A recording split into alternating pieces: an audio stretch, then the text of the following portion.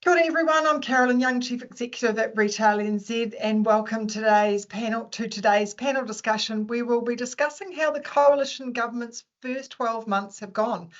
We are recording this episode and sharing it on our social medias and channel and website, so do look out for that in the future if you have to jump off partway through or you've got a colleague you think would benefit from listening in. But thanks for your time and joining us today.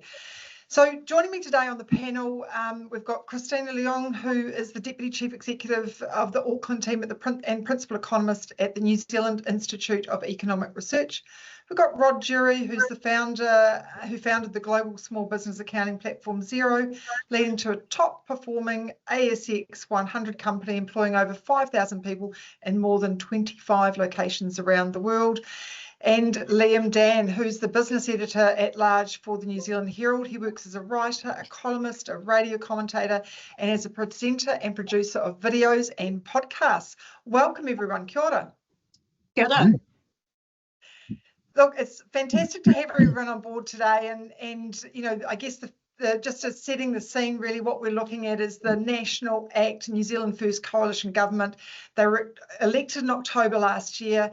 In their action plan from their coalition, they stated three main priorities, which were: one, to rebuild the economy and ease the cost of living; two, to restore law and order; and three, to deliver better public services.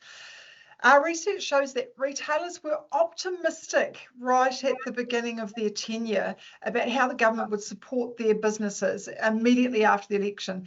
But the honeymoon period is well and truly over, and we've entered the start of 2024, and this year has all been about survival for retail, with many businesses closing and citing the toughest trading conditions that they've encountered through their tenure.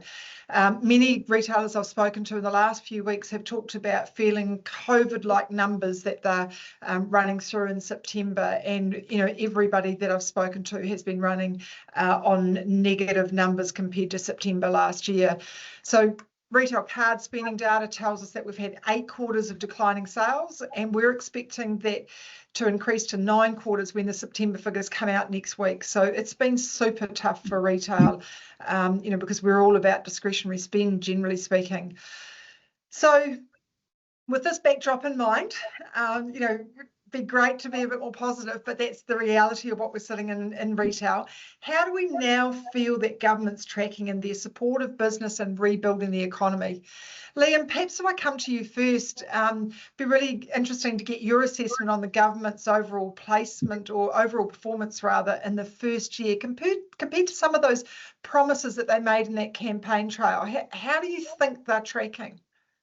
Yeah, I mean, it was always going to be a really tough start, and they knew that. And I guess, in a way, it's probably controversial to say, but I think that they've done all right. And particularly in the last couple of months, they've got a bit more of a roll on. Certainly, when you look at the cost of living promise, that's, you know, we're going to see next week, but there is inflation coming in below 3%. Well, the Reserve Bank has certainly made that call that it's going to happen. So that's been achieved. Whether you and Christina could probably talk to this more, but whether you give that all credit to the government, I mean, a lot of work goes on with the monetary policy, and some of it was part of a cycle that we were going through. But look, they worked very hard to sort of tighten up fiscally early on, and that's tough stuff. And it you know, means that there's a fair bit of negativity around that.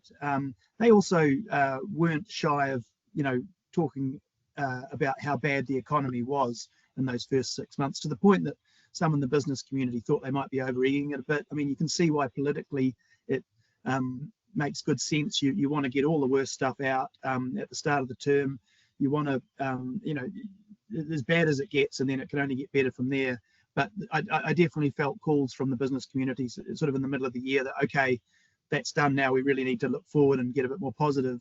And I think that has come through a bit. In the last couple of months, we've seen a roll on with some of the regulatory change and the fast track infrastructure stuff, which is probably what we're looking for to you know, set the economy up to grow. It's all very well interest rates going up and down and more cash coming in, but we've seen that just throwing more cash back into the economy isn't what creates real growth and value. You've got to have the regulatory settings right, and you've got to have this kind of confidence through the economy for business to invest. So I'm hopeful we're at the start of that process and that maybe the year will end fairly positive for them.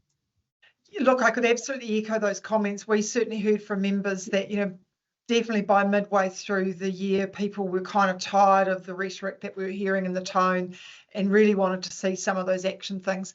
I wonder, Christina or Rod, if you've got any thoughts around those fast track plans that they've got and whether or not you think that they will help kickstart business and the economy and what how business will feel about those fast track plans.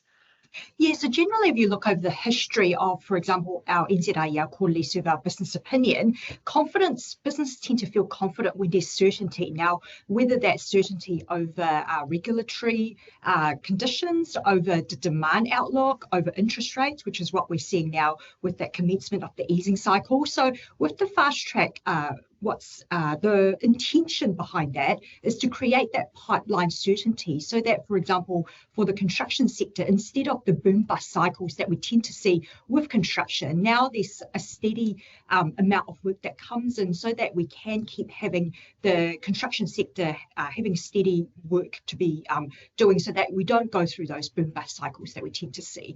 In terms of over the longer term, certainly there are other things that come into play.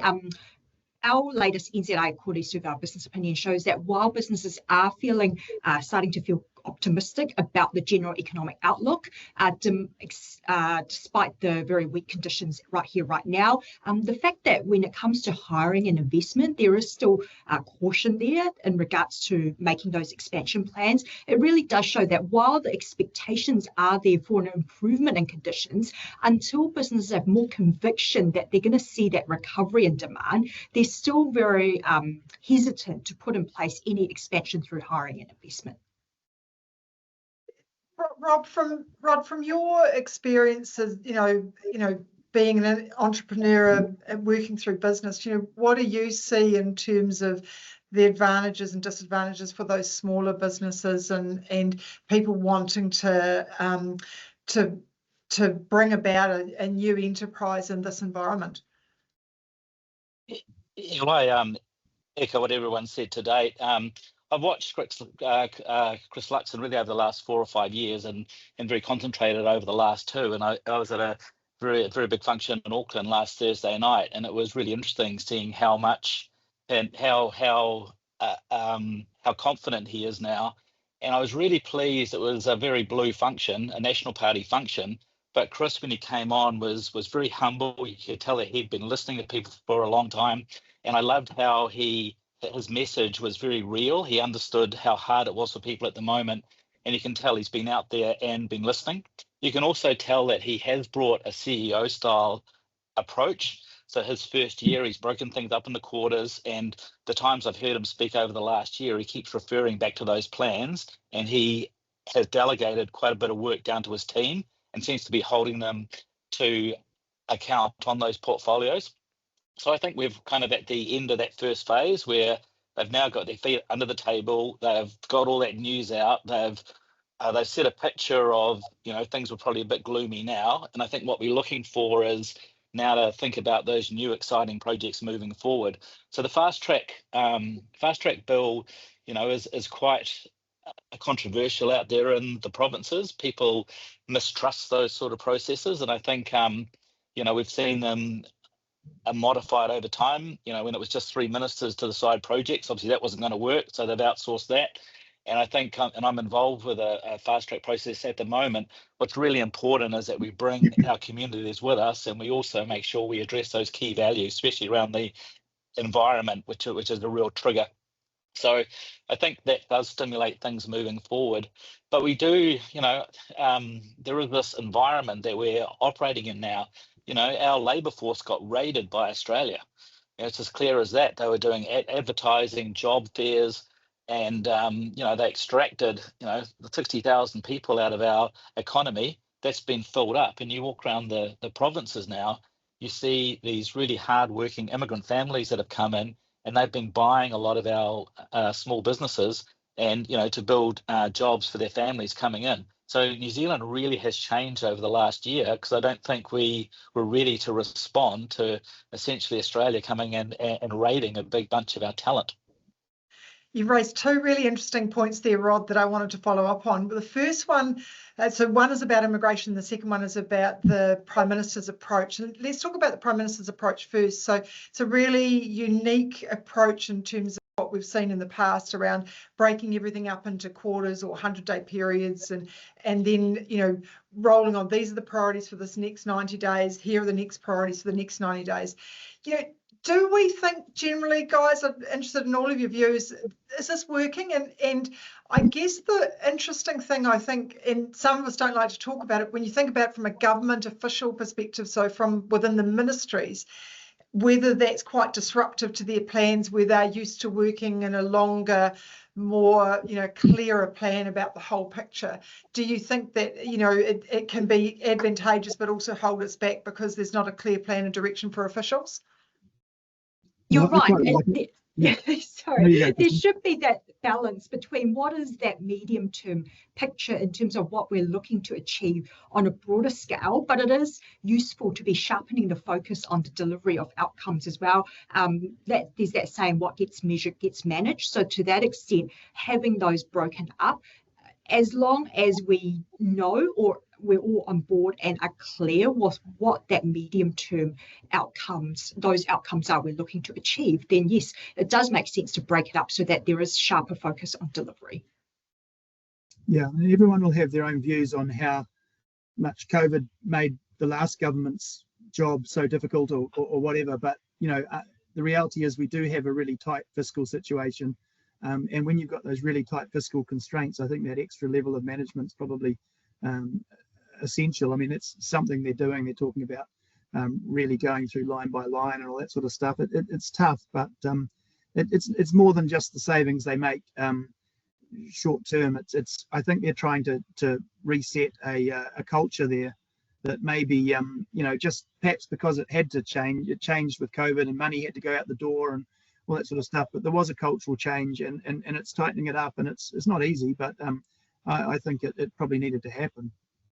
Yeah, I think you know, we all think that you know, a 3-year term, it's hard to get much done, and so coming back to a quarterly approach was very short term, but it does have the feel of this first year has been a turnaround, and as Liam said, really driving culture. So I think education policy has been a big example of that. So Erica Stanford, you hear she's doing a very good job, but she's absolutely changing culture from an organisation that, you know, was going in its own way quite a lot, and I've had a lot to do with that over the last few years. So you see they are doing a bit of a turnover strategy and trying to change that culture as fast as they can.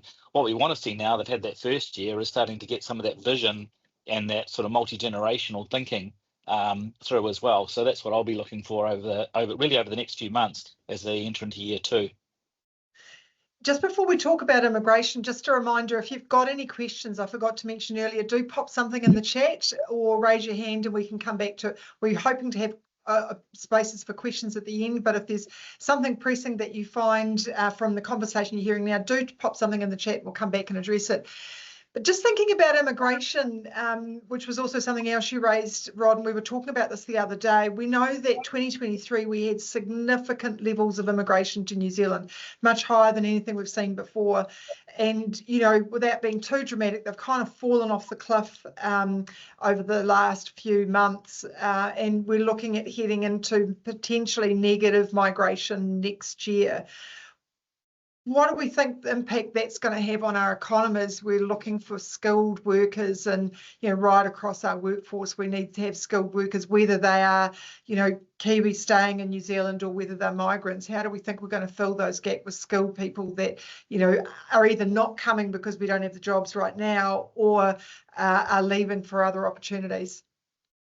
Yeah, well, I think that people have left for other opportunities. It's done, and the immigration's been backfilling those good, great New Zealanders that have left. But we haven't had a national discussion since COVID around, and the technology world certainly changed a lot over the last 3 or 4 years and beyond, where, you know, we're dealing with a global labour market now. The really big payers, you know, people that work for AWS, Google, Microsoft can live anywhere in the world, and they are. And we haven't had a discussion around, are we going to welcome those types of people to New Zealand? Are we going to have that investment coming through? we thought with the government coming through, part of it is, can overseas people buy houses here? And we had a discussion around, well, we'll put an extra tax on if they come in. Everyone seemed to think that was good, but New Zealand First got a few more votes, and that policy got out. So we've got this unresolved thing where we're not welcoming to people coming in. So you can see what's happening in the US. There's a lot of fear at the moment. The brightest people in the world would love to come and live here, and because we haven't resolved that issue, we're not welcoming to them at all. So there's a big opportunity lost right now. A lot of it also comes down to where the New Zealand economy is at right now. We are seeing that turnaround in immigration, a lot of it driven by that acceleration in the number of New Zealanders leaving the country. And that reflects the fact that with this weakening in the New Zealand labour market, there's reduced job prospects. So people that, for example, have lost their jobs and cannot find another one in New Zealand, then it's natural that they'll go overseas, often across the Tasman, so that they can stay employed. So to that extent, a lot of it also reflects on how New Zealand is doing in terms of its prospects and relative to other economies as well. Yeah, I mean, I agree with Christina. Obviously, a lot of it's to do with employment. You're not coming here as well if there's no jobs. But I guess it's a headwind. I mean, I know an economist will say that there's kind of a neutrality to the migration because immigrants come in and they spend, and and there's sort of a inflation neutral aspect because they also ease the labour supply and things. But there's a it is a headwind when you think about maybe the housing market and apartments in particular, and just some of the consumer stuff. So I was up on one of the Auckland towers the other day looking down on the wharf, and normally it's full of cars, and it might be a whole bunch of reasons, including just timing of unloading, I don't know, but it just wasn't as full as usual. And it just made me think, gee, if you go from 136,000 net population gain in 1 year to zero, that's quite a big difference in the number of new people coming in who will all need, or each family will buy a car, and then a lot of consumer activity around that. I don't think it's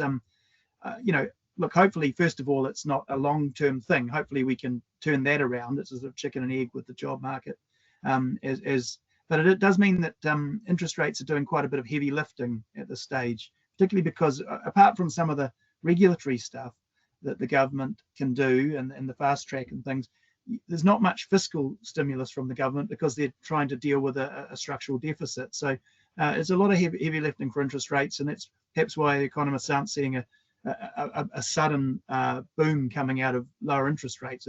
It's all going to take a bit of time, and lower immigration is part of that, I think.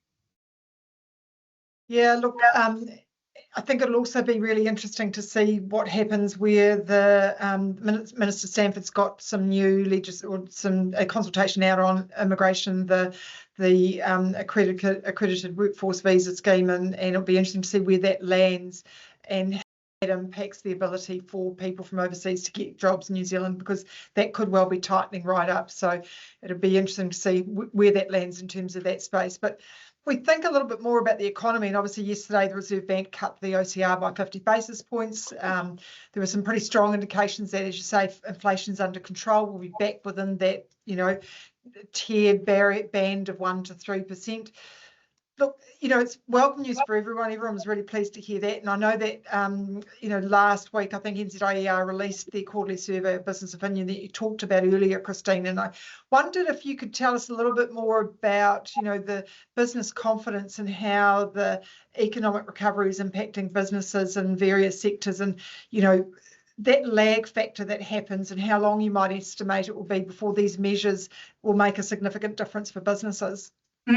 So firstly, you're right. In terms of the latest NZIER quarterly survey of business opinion, we've seen an improvement in confidence, and a lot of it reflects the fact, almost that relief that the easing cycle has commenced, so that now interest rates are, the direction that's moving going forward is down. prior to that, there was still the uncertainty. For example, households looking ahead, thinking about the repricing when they next reprice their fixed term mortgage rates, whether they would still face higher mortgage repayments. And what we've seen over the past year is that as many households face higher mortgage repayments at the repricing of their mortgage rates, that has crowded out discretionary spending. That in turn has led to weaker demand across in retail, but also across the other sectors. And so with this commencement of the easing cycle and lower interest rates over the coming year, there's that relief that, yes, we're not going to face higher mortgage repayments and they're likely to be lower going forward. So you're likely to see that unwinding of that crowding out of discretionary spending that we've seen, and that demand start to recover.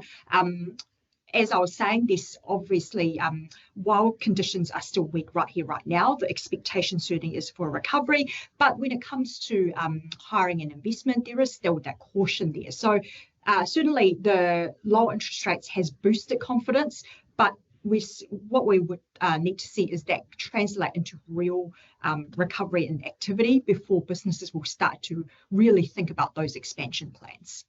Yeah, we do a quarterly survey ourselves, we call it Retail Radar, that we do of our members, and in the last quarter, 42% of people that responded said they were unsure about whether they would be in business in 12 months' time, and we're in survey at the moment, so the numbers aren't final, but what we can say, and it's very similar to yourselves, 70% of businesses are now confident that they'll survive.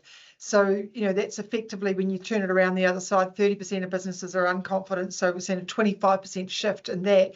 Yet still, we've got 67% of businesses saying they aren't meeting sales targets. So their optimism and their business trade is not aligned. So whilst, in the last quarter, it was 71% of retailers didn't meet their sales target in the last quarter. This quarter, it's tracking around 67%, and we'll have those numbers out in about 10 days' time. So, it lines up exactly with what you're seeing in your business opinion survey, and it's really interesting how emotion can drive some things which is separate to what the actual facts are. What we are seeing as well, though, is electricity prices are becoming a major issue. I was chatting to Simon McKenzie from Vector the other day, and I was shocked by the number of manufacturing businesses in that South Auckland area have closed, which again has an impact on retail because people aren't there. A lot of the numbers are being masked, though, because the big overseas data centres are coming and picking up the electricity demand spend. But I think that's one of the big issues for this government moving to the next phase, and Shane Jones has been very active picking this up, is how do we get electricity prices under control? Any thoughts on that, anyone? Well, yeah, I think we should be doing structural separation of the electricity market and use that to go and raise a bunch of money from Aussie superannuation funds and create a construction boom. So we store more than the 2 months worth of water that we do at the moment. It's crazy with climate and with all the geopolitical stuff, being able to have our own energy sovereignty. And what I've been chatting to Chris Luxon and Simeon Brown about is, let's have some vision. Have a goal. Why don't we go for the lowest cost renewable energy in the world? Rather than just thinking about carbon zero, actually having a strategy to do that. And we saw how good structural separation worked in the telecommunications industry. So we have fantastic fixed line internet here. We didn't do it for mobile and ended up selling a lot of those assets offshore. But there's a good opportunity for us to do that for the electricity market. And it's exciting. Those conversations are starting to get a little bit of traction. It'd be really good to get a little bit more investment from the New Zealand KiwiSaver schemes into New Zealand businesses too, and hopefully the door is opened or ajar for that to occur. That would help, keep the funds in. Yeah, I mean, that's one of the big problems, right? I hire people in Australia at the moment, and they're used to, a big chunk of their savings being a big chunk of their salaries. You negotiate salary, and then on top of that becomes super fund. And all the research is, once people have more than 6 months of their salary into their super fund, they get really educated financially because they're motivated. And, what's happened over the last 20 years with all that super fund money sitting in Australia, they have come and they've hollowed out lots of our medium-sized businesses. So, when businesses get to a certain size, there's so much investment money coming through, they just get taken out. So that's one of the things. We haven't been brave enough with our savings to see that culture of investment that the Australians bring. So again, there's some bold things we could be doing, but I think one of the really good judo moves is understanding how much money there is around the world looking for safe infrastructure investment, and especially green infrastructure investment. And we should be a test lab for the world. We could sell as much renewable electricity as we could make right now. There's a shortage of it in Europe, and it's very easy for us to export that as AI data centers right now. So there are some really good opportunities, and that now leads into let's actually get some vision for the country, because we haven't had one for a long time. Yeah, that all sounds good. Let's make it happen. People ask me about what people say, oh, why is Australia richer than New Zealand? Well, okay, there's some iron ore and that stuff, but other than that, they save more money. It's very simple equation. They've got way more money in savings.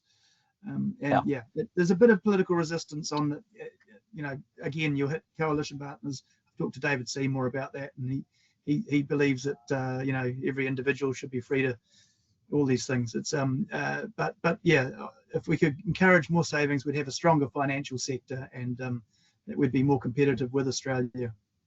They've had compulsory superannuation in place for a long time, and if we hadn't stopped we haven't stopped the schemes in 1972 or 74, when it was. Imagine how wealthy we'd be, but we're not in that position. So, hey, look, we just had a question come in before we go on any further, just around an interesting question around the government's focus on 90-day plans seem to be leading to some very short consultation periods on new proposals.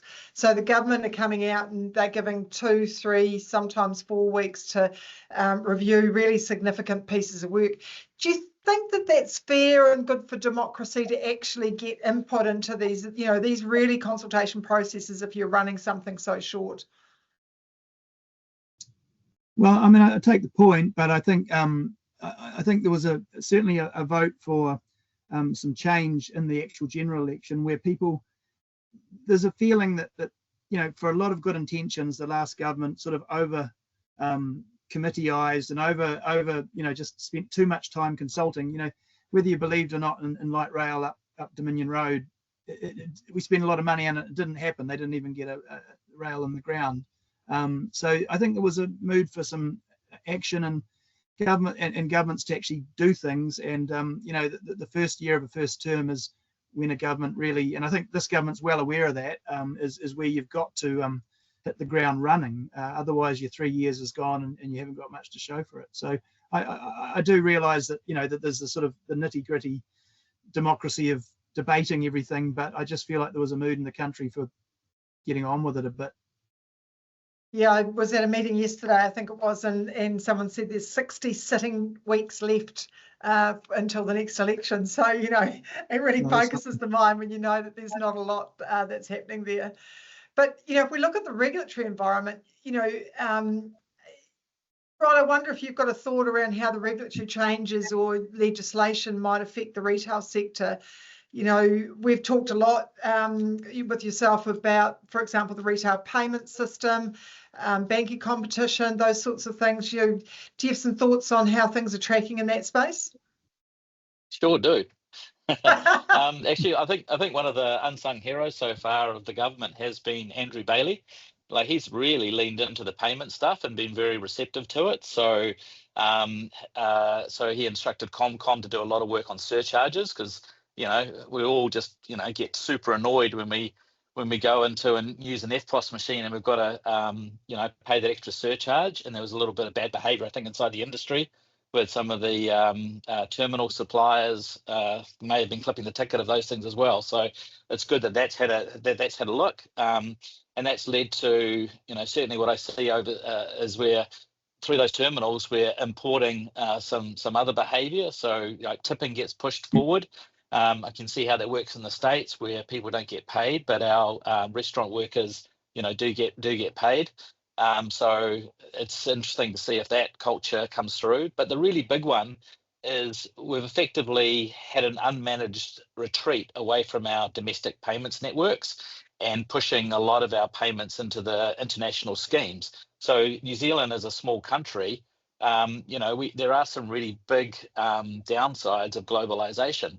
You look at the likes of Booking.com, which are now, in the tourism industry, that might be 30-35% clip that they would take for being the online travel agent, and our small businesses don't get paid. So looking at some of those issues and having a bit more of a deliberate planned architecture of our domestic payments network, and making sure that the incentives are right, that we do keep investing in our domestic networks. So there's actually been some good progress in that. We've seen that Apple, because of EU pressure and iOS 18, opening up their secure enclave. So this is really important for the retail sector, obviously, being able to now design a contactless domestic payments network where you get immediate transfer like we do on our FBOS network. And one of the things we're trying to do is to see if we can get the domestic payments to be a per dip charge, which mirrors the cost, because the cost of moving money is very small, and try to keep it away from a percentage of transaction, which on the credit card side is a 2.5% tax for all small businesses. So there's a lot of good opportunity there, and with Andrew and ComCom and yourselves, Caroline, getting the industry together to design a new domestic payments network is actually really, really interesting. Yeah, look, up to that point, when we do the recording, we will link in to here the submission that we made to the Commerce Commission around the retail payment system.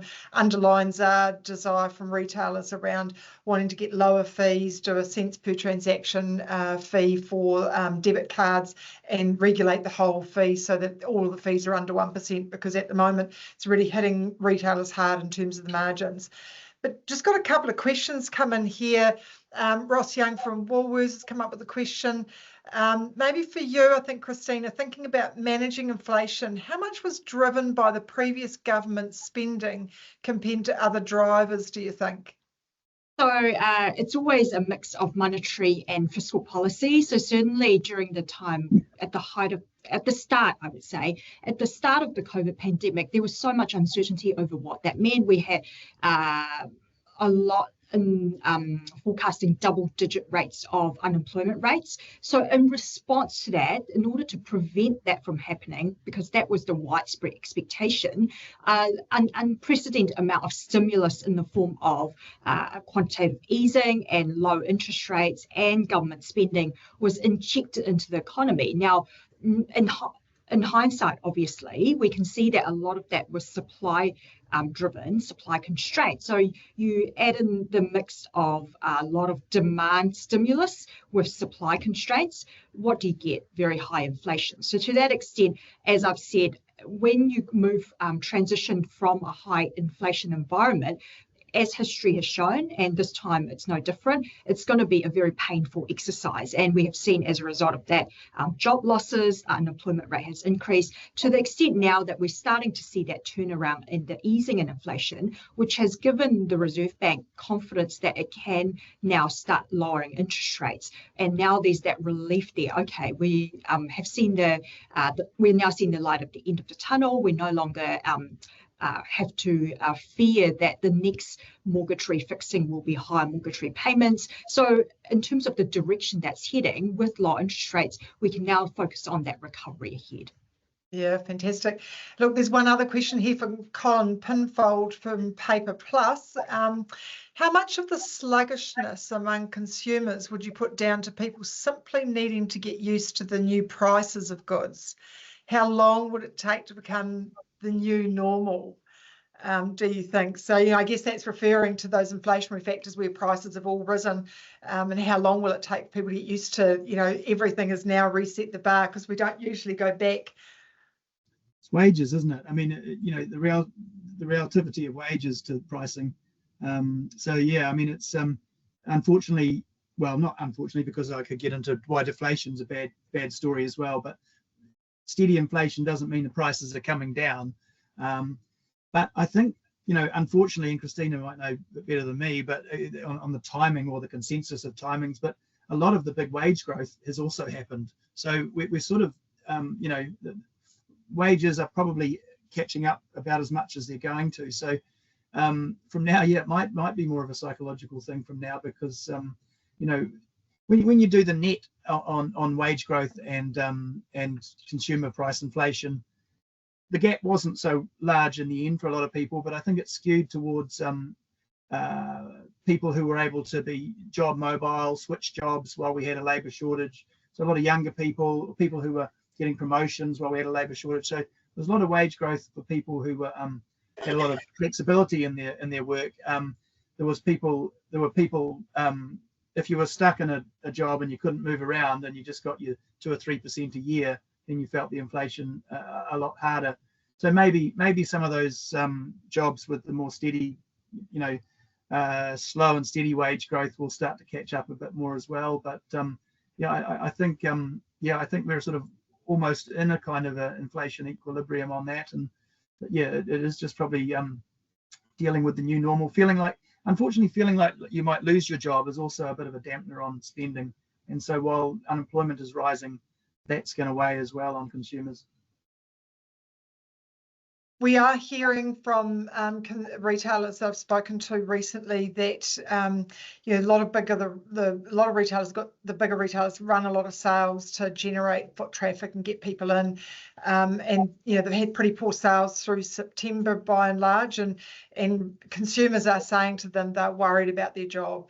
They're buying the essential. They're not taking advantage of a spend and save or the big sales, because they just will only buy the essentials. But for that very point, Liam, is that they're just worried about, will I have a job? Because it's not just in Wellington. We know that across the board in New Zealand, businesses are struggling, and that there's been restructures in many businesses as well as closures around the place. So, it's really interesting from that perspective.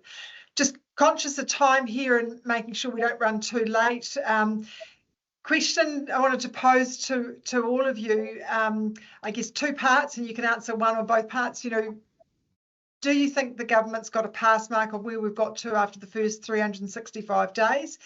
And what is it, do you think, that forward-looking bit of policy would be really helpful for retailers in the New Zealand economy right now? Have a go. Make start. In terms of that pass mark, I feel the government has made good inroads into many of the things that it wants to achieve. A lot of those things, to the extent, for example, the thing you highlighted, law and order, in terms of the condition, certainly we've seen the cost of living fall as a result of that transition period, but some of the things do take time in order for us to see the impact. So things like law and order, driving better public services. So while the government has made good inroads, I would say we would still need more time to be able to assess whether we're going to see those come through and have more of an impact on New Zealand. What was that second point? Now, trying to recall.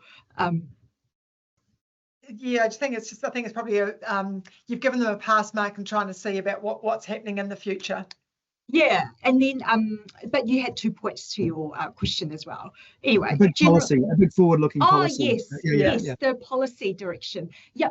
So the point that I always emphasise through our quarterly survey of business opinion, we can see that businesses feel confident when there's certainty. Now, even if things were not looking great, as long as they know that this will pass, then they can plan around that. Then generally businesses are able to cope.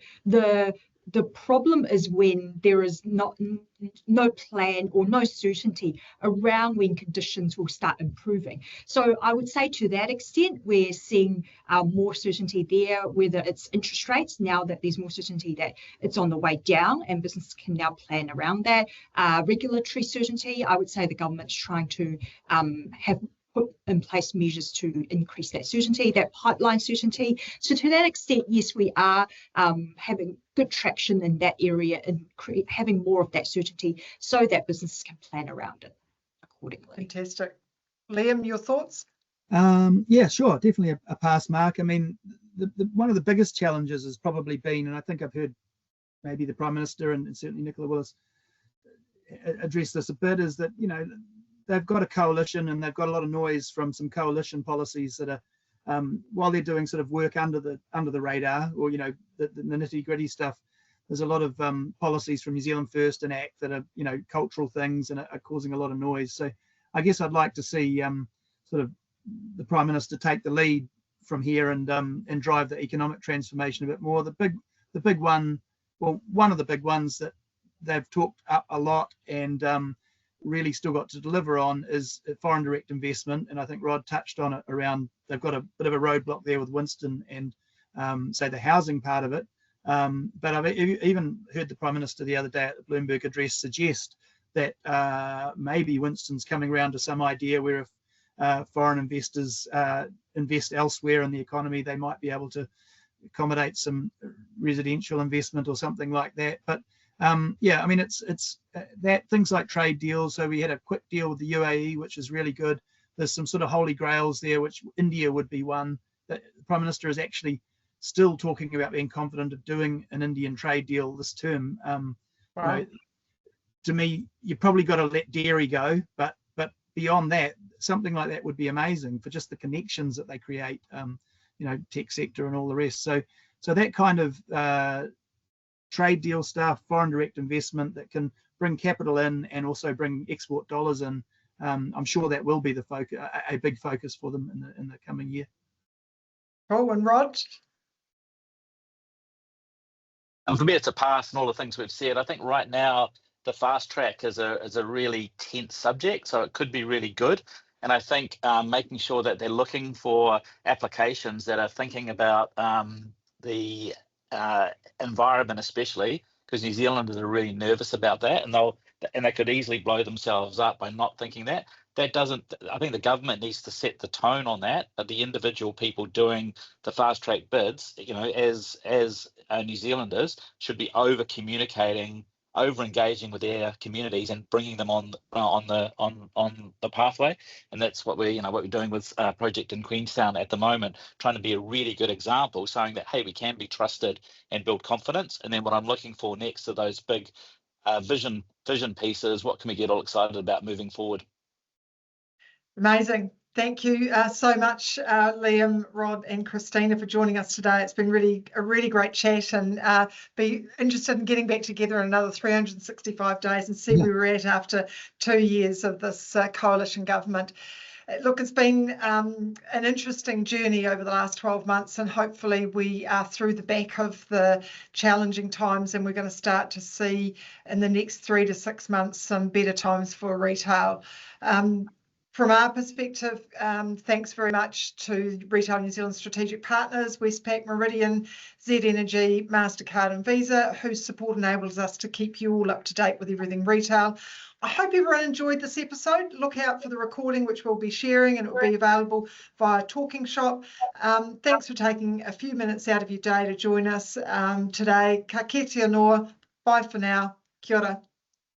Kia ora. Thanks, guys. Cheers.